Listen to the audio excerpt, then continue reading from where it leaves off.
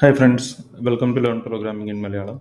നമ്മൾ ഇന്ന് ഈ വീഡിയോയിൽ നോക്കാനായിട്ട് പോകുന്നത് എങ്ങനെയാണ് ഡോട്ട് നെറ്റ് കോറിൽ നമുക്ക് കമാൻഡ് പ്രോംപ്റ്റ് യൂസ് ചെയ്തുകൊണ്ട് എങ്ങനെയാണ് ഒരു വെബ് എ പി ക്രിയേറ്റ് ചെയ്യുന്നതാണ്.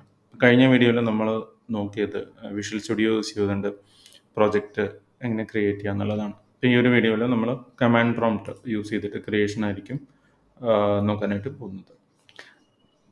അപ്പോൾ ആദ്യം തന്നെ ഞാനിവിടെ യൂസ് ചെയ്യാൻ പോകുന്നത് പവർ ഷെല്ലാണ്. നിങ്ങൾക്കറിയാം, വിൻഡോസിൽ രണ്ട് ടൈപ്പ് കമാൻഡ് പ്രോംപ്റ്റ്സ് ഉണ്ട്. ഒന്ന് നോർമൽ കമാൻഡ് പ്രോംപ്റ്റും പിന്നെ ഉള്ളത് പവർ ഷെല്ലുമാണ്. അപ്പോൾ നമ്മൾ പവർ ഷെല്ലായിരിക്കും ഈ ഒരു വീഡിയോയിൽ യൂസ് ചെയ്യാനായിട്ട് പോകുന്നത്. പവർ ഷെൽ വിൻഡോ ഓപ്പൺ ആയി കഴിഞ്ഞാൽ ഇങ്ങനെ ഒരു കമാൻഡ് പ്രോംപ്റ്റ് നിങ്ങൾക്ക് കാണാനായിട്ട് സാധിക്കും.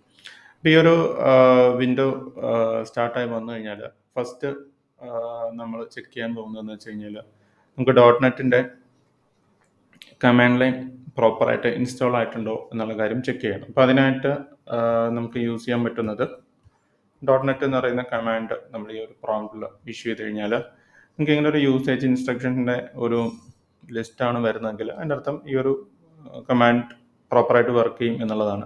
ഇതിന് പകരം നിങ്ങൾക്ക് കമാൻഡ് നോട്ട് ഫൗണ്ട് അല്ലെങ്കിൽ അങ്ങനത്തെ എന്തെങ്കിലും ഒരു എററാണ് വരുന്നതെങ്കിൽ അതിൻ്റെ അർത്ഥം നിങ്ങളുടെ ഡോട്ട് നെറ്റ് ഇൻസ്റ്റലേഷന് ഇഷ്യൂ ഉണ്ട്. അപ്പോൾ അത് അങ്ങനെ എന്തെങ്കിലും വരുവാണെങ്കിൽ നിങ്ങൾ ഡോട്ട് നെറ്റ് റീഇൻസ്റ്റാൾ ചെയ്യുന്നതായിരിക്കും നല്ലത്. അപ്പോൾ ഇതിലിപ്പോൾ ഈ ഡോട്ട് നെറ്റ് ആപ്ലിക്കേഷൻ ഇൻസ്റ്റാൾ ചെയ്യുന്ന മുമ്പ് തന്നെ ഇതിനകത്ത് കുറച്ച് ഓപ്ഷൻസ് നമുക്കിവിടെ കാണാനായിട്ട് സാധിക്കും. നമ്മുടെ വേർഷനും ബാക്കി കാര്യങ്ങളൊക്കെ ചെക്ക് ചെയ്യണമെങ്കിൽ നമുക്കിവിടെ മൈനസ് ലിസ്റ്റ് STKs എന്ന് പറയുന്ന ഈ ഒരു ഓപ്ഷൻ ഇഷ്യൂ ചെയ്ത് കഴിഞ്ഞാൽ നമ്മുടെ സിസ്റ്റത്തിൽ ഇൻസ്റ്റാൾ ആയിരിക്കുന്ന ഡോട്ട് നെറ്റിൻ്റെ വേർഷനൊക്കെ ഇത് കാണിച്ചു തരുന്നതാണ്. അപ്പോൾ നമുക്കിനി വേണ്ടത് ഒരു പുതിയ ഫ്രഷ് പ്രൊജക്റ്റ് ഇൻസ്റ്റാൾ ചെയ്യണം. അപ്പോൾ അത് ഇൻസ്റ്റാൾ ചെയ്യാനായിട്ടും ഈ ഒരു ഡോട്ട് നെറ്റ് എന്ന് പറയുന്ന സെയിം കമാൻഡ് തന്നെ നിങ്ങൾക്ക് യൂസ് ചെയ്യാവുന്നതാണ്. അപ്പോൾ ഞാൻ ഈ ഒരു പ്രൊജക്റ്റ് എൻ്റെ സിസ്റ്റത്തിൽ ഒരു ഡെസ്ക്ടോപ്പിലൊരു ഫോൾഡറിലേക്കായിരിക്കും ഇൻസ്റ്റാൾ ചെയ്യുന്നത്. അപ്പോൾ അതുകൊണ്ട് തന്നെ ഫോൾഡർ ചേഞ്ച് ചെയ്തിട്ടായിരിക്കും നമ്മൾ ഇൻസ്റ്റലേഷൻ ചെയ്യാനായിട്ട് പോകുന്നത്. ഇവിടെ നമ്മൾ ഡെസ്ക്ടോപ്പിലേക്ക് മാറി. അപ്പോൾ ഡെസ്ക്ടോപ്പിൽ ഒരു പുതിയ ഫോൾഡറിൻ്റെ അകത്തായിരിക്കും നമ്മൾ ഈ ഒരു പ്രൊജക്റ്റ് ക്രിയേറ്റ് ചെയ്യാനായിട്ട് പോകുന്നത്. അപ്പോൾ പ്രൊജക്റ്റ് ക്രിയേഷന് വേണ്ടി യൂസ് ചെയ്യുന്ന കമാൻഡ് എന്ന് പറയുന്നത് dot net new web API -n, അത് കഴിഞ്ഞ് നമുക്ക് കൊടുക്കേണ്ട APIയുടെ പേര്. ഇതായിരിക്കും ആ ഒരു API ക്രിയേറ്റ് ചെയ്യാനുള്ള കമാൻഡ് എന്ന് പറയുന്നത്. ഈ ഒരു കമാൻഡ് ഇഷ്യൂ ചെയ്ത് കഴിഞ്ഞാൽ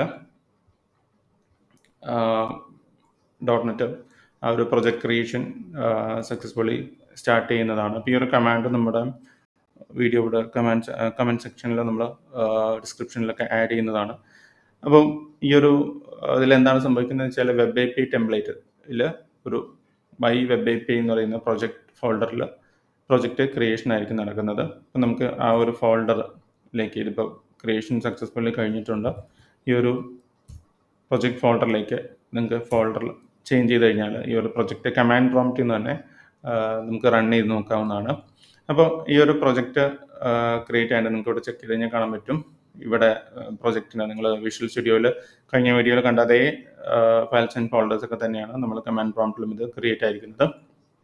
അപ്പോൾ ഇതൊരു ആപ്ലിക്കേഷൻ നമുക്ക് റൺ ചെയ്യാനായിട്ട് ഡോട്ട് നെറ്റ് സ്പേസ് റൺ എന്ന് പറയുന്ന കമാൻഡ് ഇഷ്യൂ ചെയ്ത് കഴിഞ്ഞാൽ ഈ ഒരു ആപ്ലിക്കേഷൻ റണ്ണിങ് നടക്കുന്നതാണ്. അപ്പോൾ നമ്മൾ കഴിഞ്ഞ വീഡിയോയിലാണ് എക്സാക്ട് ആ ഒരു ആപ്ലിക്കേഷൻ നമുക്ക് ബ്രൗസറിൽ ഫൈനലി ഓപ്പൺ ആയി വരുന്നതാണ്. അപ്പോൾ ഈ ഒരു ബിൽഡ് പ്രോസസ്സ് ഇപ്പോൾ നടന്നുകൊണ്ടിരിക്കുകയാണ്.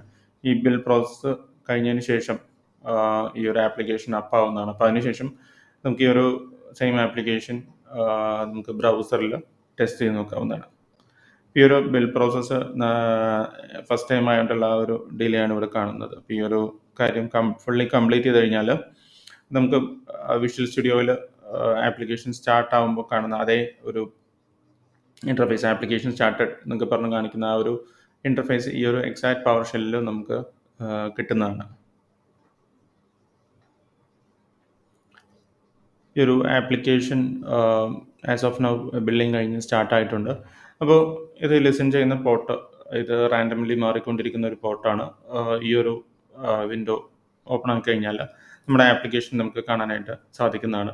ഈ ഒരു വിൻഡോ ബൈ ഡിഫോൾട്ട് ഓപ്പൺ നോക്കുമ്പോൾ ഇങ്ങനെ ഒരു എറർ പേജ് ആയിരിക്കും വരുന്നത്. കാരണം എന്ന് വെച്ചാൽ ഈ ഒരു ഇൻഡെക്സ് റൂട്ടിൽ ആപ്ലിക്കേഷനിൽ പ്രത്യേകിച്ച് റൂട്ടൊന്നും ഇല്ലാത്തതുകൊണ്ടാണ്. അപ്പോൾ നിങ്ങൾക്ക് ഇത് സ്വാഗർ എന്ന് പറയുന്ന ഈ ഒരു പേജ് ഇഷ്യൂ ചെയ്ത് കഴിഞ്ഞാൽ ഇതിൻ്റെ API ഡോക്യുമെൻ്റ് ചെയ്തിരിക്കുന്ന സ്വാഗർ ഓപ്പൺ API പേജിലേക്ക് ഇത് പോകുന്നതാണ്. അപ്പോൾ ഈ ആപ്ലിക്കേഷൻ ടെസ്റ്റ് ചെയ്യാനായിട്ട് നമുക്ക് കോഡ് ജനറേറ്റ് ചെയ്യുന്ന സമയത്ത് തന്നെ വരുന്ന ഈ ഒരു സാമ്പിൾ ഡമ്മി API വെരിഫൈ ചെയ്ത് നോക്കാവുന്നതാണ്.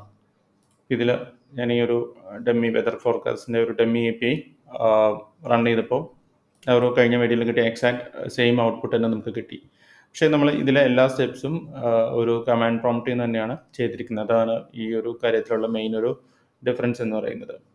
അപ്പോൾ ഇതാണ് ഈ ആപ്ലിക്കേഷൻ സ്റ്റാർട്ട് ചെയ്യാനുള്ള കമാൻഡ് പ്രോംപ്റ്റ് വഴി സ്റ്റാർട്ട് ചെയ്യുന്ന മെത്തേഡ് എന്ന് പറയുന്നത്. അപ്പോൾ ഈ സ്റ്റാർട്ട് ചെയ്ത എക്സാക്ട് സെയിം സാധനം നിങ്ങൾക്ക് വിഷ്വൽ സ്റ്റുഡിയോയിൽ ഓപ്പൺ പ്രോജക്റ്റ് കൊടുത്തിട്ട് ബാക്കി ഡെവലപ്മെൻറ്റ് അങ്ങനെ ചെയ്യണമെങ്കിൽ അങ്ങനെയും കണ്ടിന്യൂ ചെയ്യാവുന്നതാണ്.